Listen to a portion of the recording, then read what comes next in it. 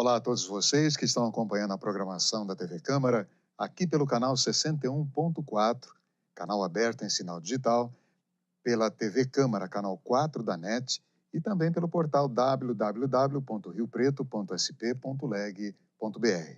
Obrigado pela audiência.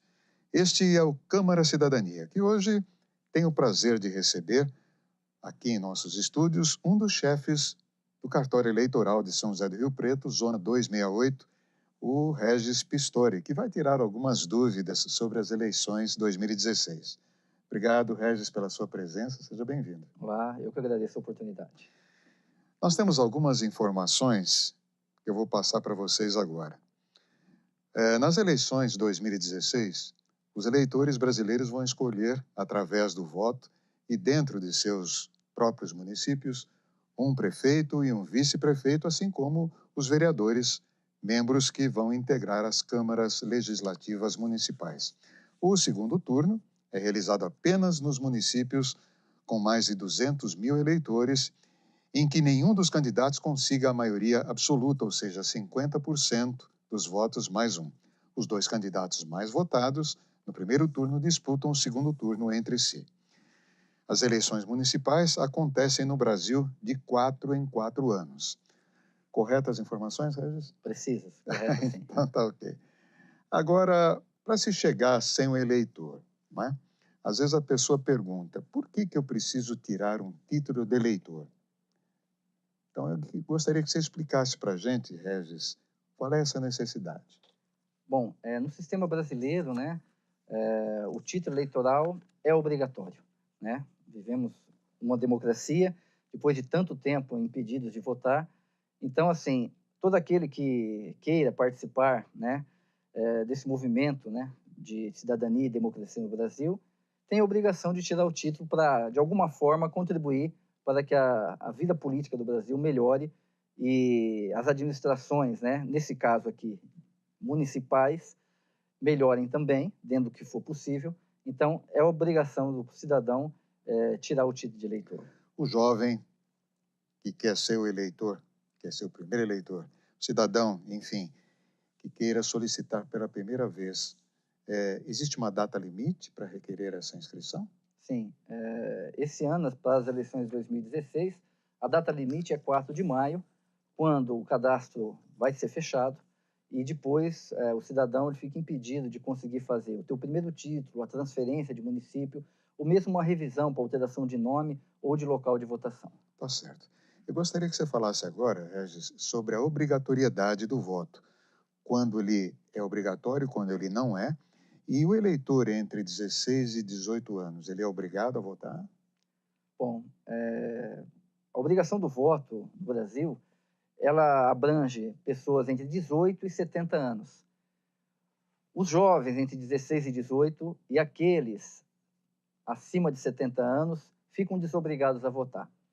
E esses jovens, mesmo que tenham o título de eleitor, se não votarem, não vai acontecer nada, porque eles, na verdade, ainda não têm a idade limite obrigatória, que é 18 anos, para votar.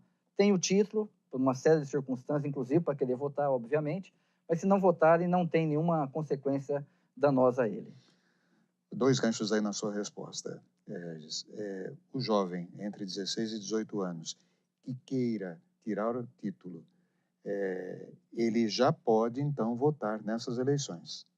Já pode votar. Todo aquele cidadão que completar 16 anos até o dia da eleição, até o primeiro domingo de outubro, ele pode votar. E, obviamente, aquele que já tem 16 completo pode tirar o título. No caso da pessoa acima de 70 anos, que não votou, deixou de votar num pleito, mas no outro ele quer votar, pode acontecer isso? Pode acontecer, porque o sistema também já sabe, pela data de nascimento de cadastro, que aquele cidadão não tem mais a obrigatoriedade do voto. Então, ele fica uma eleição sem votar e, na próxima, ele pode tranquilamente exercer seu direito. Tá. Agora o jovem quer fazer a sua inscrição, ele quer requerer a sua inscrição pela primeira vez, ou a pessoa quer fazer uma transferência, tanto de uma cidade para outra, quanto de um bairro para outro. Há pagamento de taxa para isso? Na verdade, qualquer requerimento dentro do cadastro eleitoral é gratuita. Uhum. Na verdade, o que o eleitor vai pagar, e se for pagar, é uma taxa referente ao não cumprimento do voto. Ele deixou de votar e deixou de justificar. Isso vai estar no cadastro e vai ter que ser acertado antes dessa transferência ou dessa revisão. E quais os documentos que a pessoa deve levar, Regis? Então, para o primeiro título, Uhum. homens entre 18 e 45 anos, o documento de identificação original, um comprovante de residência em seu nome e o alistamento militar. As outras pessoas entre 16 e 18 e o restante, apenas o documento de identificação e o comprovante de residência no nome do eleitor. Só para reafirmar, a data de inscrição vai até 4 de maio. 4 de maio. Ele pode encontrar essas informações, como data, como transferência, onde fazer a transferência, ou mesmo requerer a primeira inscrição, num site, não é? Sim, é o site da Justiça Eleitoral de São Paulo, que é o www.tre-sp.jus.br. Lá estão todas as informações disponíveis, inclusive ele vai se localizar perante o CEP, o endereço dele, em qual zona eleitoral, em qual município ele vai precisar se dirigir para ser atendido. No caso, por exemplo, se o cidadão quer tirar uma segunda via do título de eleitor, o que ele deve fazer? Ele deve fazer o mesmo procedimento. Dentro também da data. Dentro também da data até 4 de maio. Lembrando que a segunda via é uma cópia fiel do cadastro dele. Nesses casos, a gente sempre prefere fazer uma atualização do cadastro. A segunda via, em tese, está vinculada à zona de origem dele. E, por exemplo, se o eleitor é de outra cidade e está em Rio Preto, o ideal é que ele transfira esse voto, né? Transfira o voto para Rio Preto e a gente vai atualizar esse cadastro, porque qualquer dado, minimamente que seja, foi alterado, pelo menos o tempo de moradia naquele município. E se o eleitor estiver fora do domicílio eleitoral? Como acontece, às vezes a pessoa está fora, como é que ela deve proceder, Regis? Você fala no dia da votação, da eleição. Então, no dia da eleição, o eleitor tem um procedimento que ele deve fazer, que é a justificativa eleitoral. Ele deve comparecer em qualquer local de votação, munido de RG, título e o requerimento de justificativa preenchido. Se não tiver, vai ter em qualquer escola esse requerimento. Deve ser feito no próprio dia, mas eventualmente, se o cidadão não conseguir se deslocar por uma série de circunstâncias, ele tem até 60 dias do dia da eleição, tanto em primeiro quanto em segundo turno, a partir dessa data, para comparecer, aí sim, à sua zona de origem e fazer a justificativa, porque é a competência do juiz eleitoral. Muita gente, eu acho que deve se perguntar, e pode ter acontecido também com várias pessoas, quando se perde o título eleitoral, qual é o procedimento, Regis? Então, aqui, pela legislação nossa, esse ano ainda, o eleitor vai poder comparecer desde que o título esteja regular, né? Porque às vezes o cidadão perdeu o título e o título já está cancelado. Na situação de regularidade de título, ele pode, inclusive, ir apenas com documento de identificação, como a RG ou carteira de trabalho, no dia da votação, ir diretamente à sessão eleitoral e proceder ao voto. Ao contrário, se ele quiser ter o documento em mãos, ele deve procurar o cartório eleitoral do seu município e requerer uma segunda via para atualizar seu cadastro. Está se falando muito agora no cadastramento biométrico. Isso. Né? Para que serve isso? Quando que a pessoa vai ter que fazer esse cadastramento? Qual é o procedimento? Então, a Justiça Eleitoral, desde 1º de outubro, vem nesse caminho de fazer o cadastramento biométrico. O cadastramento biométrico, diferente da revisão ou recadastramento, não é obrigatório. Para esse ano, as pessoas que não quiserem se cadastrar biometricamente poderão votar normalmente, desde que o título esteja regular. Mas aqueles que queiram atualizar e passar pelo cadastramento, o prazo também é 4 de maio para esse ano, e eles devem comparecer ao cartório eleitoral, onde tem o domicílio, munidos de documento de identificação e o comprovante de residência em seu nome, e aí sim, fazer o cadastramento, seja pelo primeiro título, seja para revisão, mudança de local de votação ou de nome, seja transferência, que é quando você altera o domicílio eleitoral, o local de votação. O Regis, e se o tribunal resolver que as eleições podem ser em nível biométrico, nesse pleito agora de 2016, vai ter alguma mudança? Aquelas pessoas que já fizeram o cadastramento poderão votar biometricamente e as outras uma forma normal? Como é que pode ser? Então, isso ainda não foi Não definido foi definido. pela Justiça Eleitoral. O que nós sabemos é que esse ano poderão votar aqueles que não fizeram o cadastramento biométrico. Sim. Talvez, em outro momento, na eleição talvez de 2018, toda a população tenha que passar pelo cadastramento biométrico e aí sim ser obrigatório, né? Nós não sabemos ainda como vai ser. Se parte da população que já fez o cadastramento poderá ser identificado pela biometria e a outra parte não, isso ainda está passível de uma confirmação. Tá. Mesmo porque são equipamentos também, né? São vários equipamentos que devem estar anexados às urnas, né? Sim, na verdade, todo esse cadastramento vai ser transferido, né? Essa coleta de dados vai ser transferido para o cadastro eleitoral e posteriormente transferido para as urnas. E tem um período de teste também, né? Tem um período de teste, então a Justiça Eleitoral trabalha um pouco contra o tempo para fazer essas coisas acontecerem, mas é importante que se diga, você tinha comentado qual a finalidade.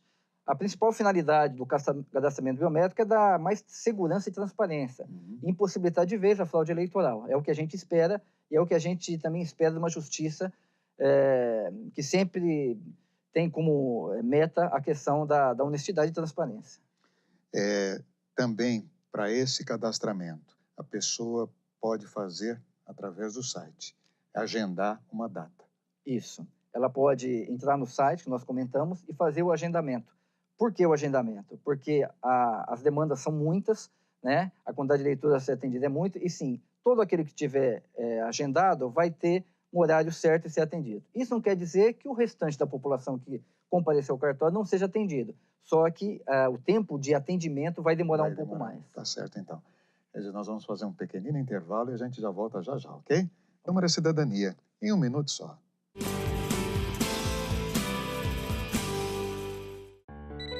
Uma ligação pode ser uma notícia ruim ou uma boa.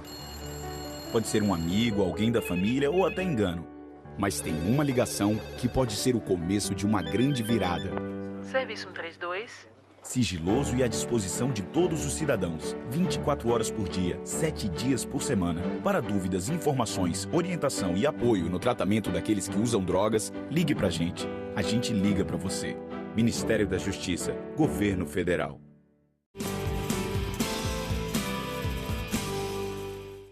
Estamos de volta com o Câmara Cidadania, aqui pela TV Câmara, canal 61.4, canal aberto, em sinal digital, pelo canal 4 da NET e também pelo portal www.riopreto.sp.leg.br. Lembrando que nós estamos também no Facebook. Acesse a nossa página Câmara Rio Preto. Nós estamos conversando hoje com Regis Pistori, ele que é um dos coordenadores, chefes de cartório eleitoral da Zona 268. Regis, eu gostaria de saber, uma pessoa estrangeira, ela tem direito ao voto? Não. No Brasil, o estrangeiro não tem direito ao voto, né? Pela Constituição Federal, só pode votar os brasileiros natos ou naturalizados. Quando um eleitor estrangeiro comparece ao cartório querendo fazer o título, muitas vezes por determinação de um futuro emprego, alguma coisa assim, a gente orienta essa pessoa e damos uma certidão onde isso é explicado legalmente, porque e se ele quiser eventualmente se transformar num brasileiro, se naturalizar, também nós orientamos, mas definitivamente ele não vai votar. E para isso existe o prazo também? Não, na verdade teria esse prazo do dia 4 de maio, né? Se ele fosse, né, se transformasse aí num brasileiro naturalizado. Os cidadãos brasileiros que estão fora do país, residem no exterior, eles estão obrigados a votar nesse pleito? Depende. São duas circunstâncias. Os brasileiros que têm título efetivo, regular, com domicílio eleitoral no Brasil, né, teriam obrigação de votar. Mas como no estrangeiro, no consulado, não haverá esse tipo de votação, ele tem que justificar. E o prazo é de 60 dias a partir da eleição ou 30 dias quando ele retornar ao Brasil. Outra circunstância é o brasileiro que já transferiu o título de eleitor para o exterior, por exemplo, com sede em Nova York. Esse cidadão não tem obrigação nem de votar e nem de justificar, porque quem tem título no estrangeiro, em sede no exterior, só é obrigado a votar nas eleições gerais que aconteceu em 2014. E agora a próxima vai ser em 2018 para presidente? Isso. Tá, ok. No caso, por exemplo, esse prazo que você falou de 60 dias, isso lá, Vamos supor que ele venha antes de terminar esse prazo. Ele tem que comparecer à zona eleitoral. Ele tem que comparecer à zona eleitoral dele, de origem, Uhum. e aí ele tem 30 dias a partir da entrada, que é comprovado por meio de passagem, o carimbo no passaporte, para fazer a justificativa na sua origem. Regis, agora nós vamos falar um pouco de acessibilidade. Como é que você está vendo a acessibilidade para essas eleições? Quais os cuidados e a facilitação para aquelas pessoas que são deficientes, cadeirantes? Bom, a Justiça Eleitoral vem se empenhando nos últimos anos, né, para tornar o voto e os locais de votação com mais acessibilidade possível, até chegarmos à acessibilidade plena. O que nós temos hoje, ainda infelizmente, são alguns locais de votação, algumas escolas, quer pela antiguidade, né, pela estrutura física, não são passíveis de acessibilidade como deveriam ser. Nesses casos, a Justiça Eleitoral tem orientado seus eleitores que compareçam aos seus cartórios até 4 de maio desse ano, para que transfiram seus locais de votação, porque, na maioria dos casos, aquela escola que não tem acessibilidade, com muita escada, sem rampas, tem uma escola muito próxima com acessibilidade plena ou quase plena. Então, nós não queremos ver mais, a Justiça Eleitoral não quer mais assistir a imagens, como a gente tem visto nas últimas eleições, de eleitores sendo carregados, né, pelas escadas, uma senhora, uma gestante e assim por diante, porque não foi possível a transferência. Esses eleitores, no dia da eleição, infelizmente, não há muito o que fazer, porque o cadastro eleitoral e a urna eletrônica, ela não pode ser retirada, colocada em qualquer local, né? Depende de segurança, depende de uma instalação elétrica. Então, é importante que os cidadãos vão ao cartório, né? Venham ao cartório eleitoral, para que essa situação seja acertada da melhor maneira possível. Respeitando o prazo de 4 de maio. 4 de maio. Ok. Muito se ouve falar em lei seca. Como é que está essa lei seca hoje, nos dias atuais? Então, a lei seca, na realidade, não é prerrogativa nem competência da Justiça Eleitoral. Nos últimos anos, ela não tem sido implantada, é uma prerrogativa da Secretaria de Justiça do Estado, Secretaria Estadual de Justiça, e nos últimos anos não tem acontecido. Mesmo com a lei não sendo vigorada, não sendo estipulada, o que a gente tem percebido nos últimos anos é que nós não tivemos praticamente problemas, pelo menos aqui em Rio Preto, não houve problemas muito graves em relação à bebida ligada à questão do voto. E assim a gente espera que a população tenha consciência que for fazer uso de bebida, faça nas suas residências, mas que vá votar sem essa situação. Quanto às urnas, elas são eletrônicas. No caso, por exemplo, é uma curiosidade, uma pergunta que talvez o telespectador desejasse fazer para você. No caso, por exemplo, no dia, acontece algum problema de uma falta de energia ou um problema mesmo técnico, o que é feito, Regis? Então, a primeira coisa, nós já damos essa orientação aos próprios mesários, né? E nós, normalmente, cada cartório tem uma equipe técnica que serve de ponte entre o mesário e o cartório eleitoral justamente para essas situações. Primeira coisa é ver se aquela tomada está funcionando, porque a urna eletrônica, principalmente as urnas mais modernas, elas têm uma autonomia de bateria, tem uma bateria interna, até de 10, 12 horas. Então, a maioria dos casos, a própria urna vai resolver o problema sozinha.